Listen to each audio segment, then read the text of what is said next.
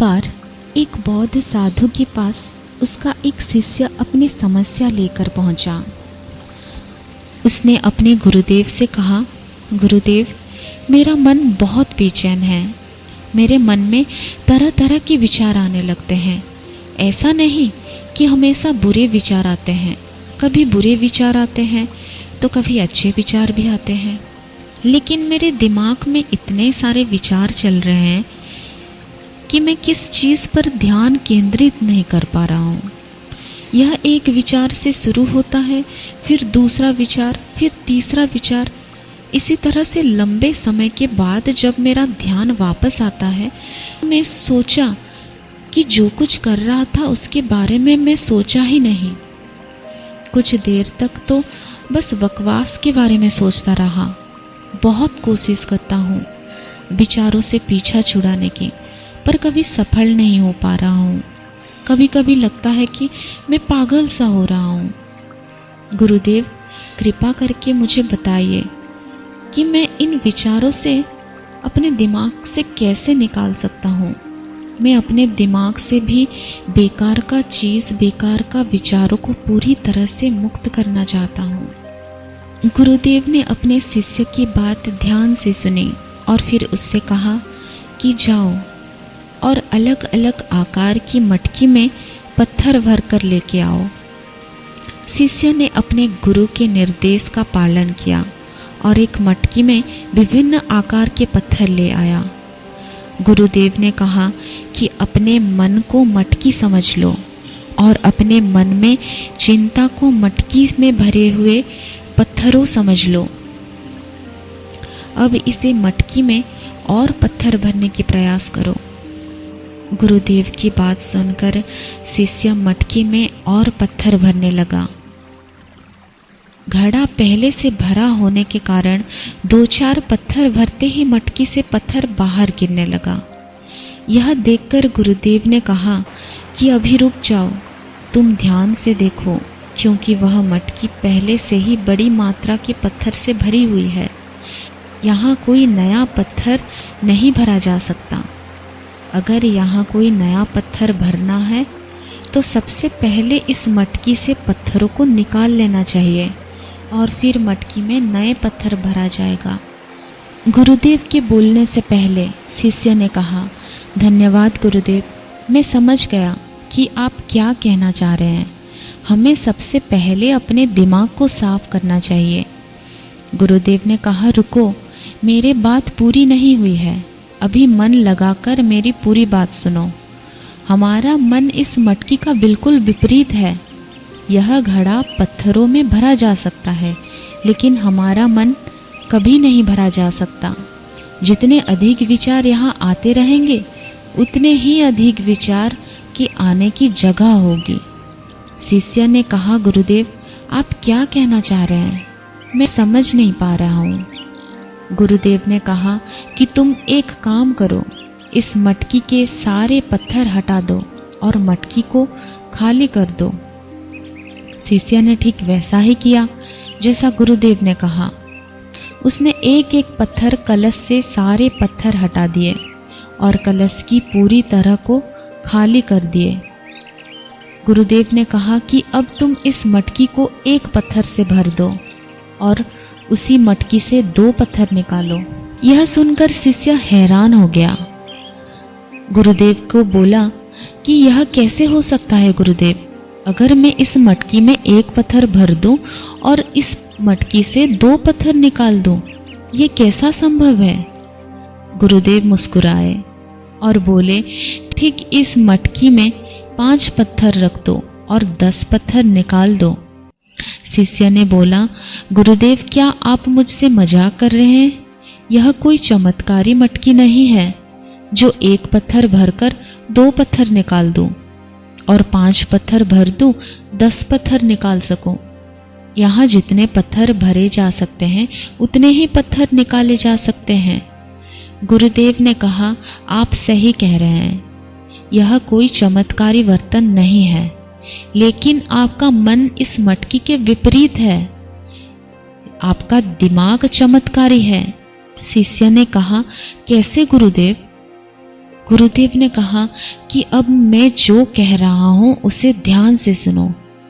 गौर करो कि जब कोई विचार आपके दिमाग में आता है और आप उसे अपने दिमाग से निकालना चाहते हो, तो उससे संबंधित और भी नए विचार आपके दिमाग में आते हैं। फिर जब आप उन चारों विचार को खत्म करने जाते हो तो और नए 10 विचार आते हैं। आप एक के बाद एक विचार पकड़ने की कोशिश करते हैं तो और तुरंत 10 नए विचार पास आ जाते हैं। आप एक एक करके मटकी से पत्थर निकालकर खाली कर सकते हैं, लेकिन आप अपने दिमाग से लड़कर अपने विचार को दिमाग से कभी दूर नहीं कर सकते, कभी खाली नहीं कर सकते। सब कुछ सुनकर शिष्य निराश हो गया।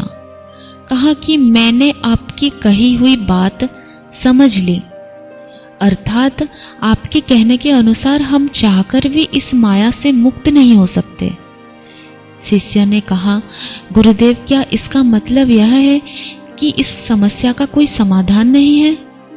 लेकिन गुरुदेव, आपने एक बार कहा था कि हर समस्या का समाधान खोजा जा सकता है। तो यह बड़ी समस्या जो केवल मेरी ही नहीं बल्कि मेरे जैसे हजारों लाखों लोग को लगातार अनुभव कर रहे हैं, क्या वास्तव में इसका कोई समाधान नहीं है गुरुदेव? गुरुदेव ने कहा, अवश्य है। सबसे पहले तुम एक काम करो, पहले तुम इस आधे मटकी को पत्थर से भर दो। शिष्य ने वैसा ही किया। गुरुदेव ने कहा कि इस कलसी में किसी भी एक पत्थर से मेरे लिए एक छोटी सी सुंदर सी मूर्ति बना दो। मैं जानता हूं कि तुम सुंदर मूर्तियां बना सकते हो। अपना काम दिखाओ और इस कलश से कोई भी एक पत्थर से मेरी मूर्ति बना लो। शिष्य ने यह सुनकर बहुत खुश हुआ। गुरुदेव ने इस कार्य को करने की अनुमति दे दी जिसमें वह निपुण था। किसी भी हाल में सबके सामने अपने मान सम्मान रखना होगा। सबसे अच्छा होगा मटकी से एक पत्थर लेकर सबसे अच्छी मूर्ति बनाकर गुरुदेव को भेंट करना होगा। यह सब सोचते हुए उसने घड़े से एक पत्थर निकाला, लेकिन एक पत्थर को देखकर उसे इतना संतुष्टि नहीं हुआ। उसे लगा कि इस पत्थर से मूर्तियां नहीं बना जा सकती। उसने क्या किया कि उस पत्थर को मटकी के पास रख दिया, दूसरा पत्थर निकाल दिया। इस बार उसे इस पत्थर का आकार पसंद नहीं था। उसने उसे भी मटकी के पास रख दिया और 3 नंबर का पत्थर निकाला। उसे भी पसंद नहीं आया। उसने सोचा कि यह पत्थर का रंग गुरुदेव की मूर्ति बनाने के लिए उपयुक्त नहीं है और फिर उसने उस पत्थर को भी मटकी के पास रख दिया।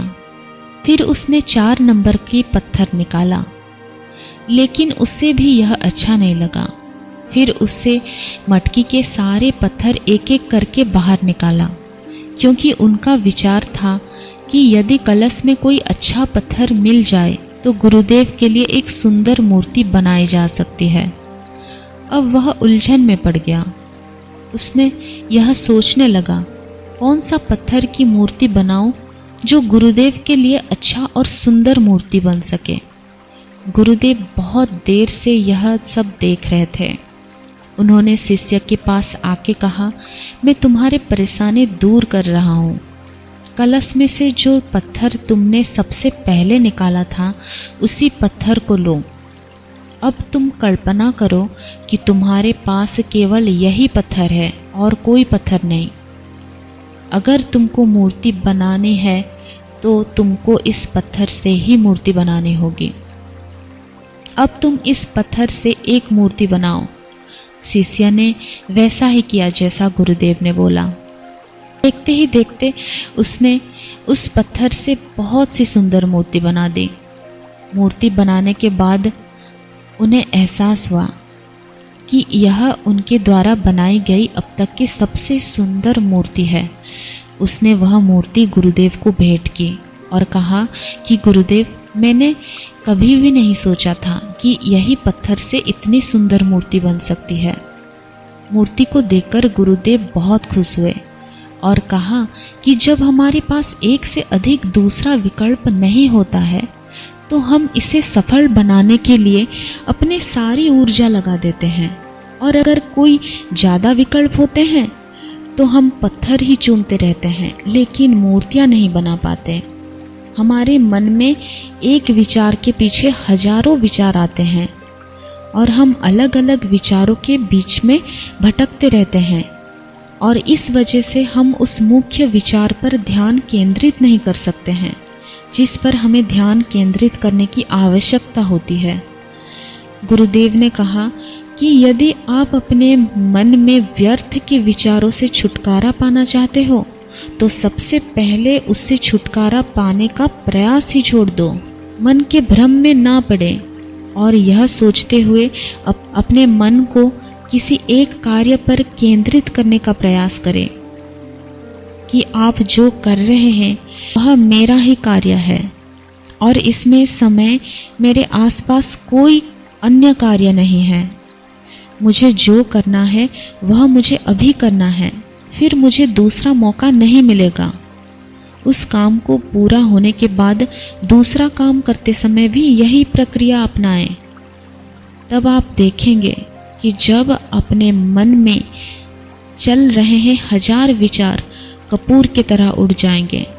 हालांकि मन के इस भ्रम से बाहर निकलना इतना आसान नहीं है, इसके लिए कई दिनों तक अभ्यास भी करना जरूरत है, लेकिन यह असंभव भी नहीं है और लंबे अभ्यास के परिणाम स्वरूप आप वैसा बन जाओगे जैसा आप चाहते हो। ये कहानी आपको कैसी लगी? अगर जरा सी भी कुछ सीख मिली होगी तो इस वीडियो को लाइक, शेयर और चैनल को सब्सक्राइब जरूर करना। मिलते हैं अगली कहानी पे। अपना ख्याल रखना।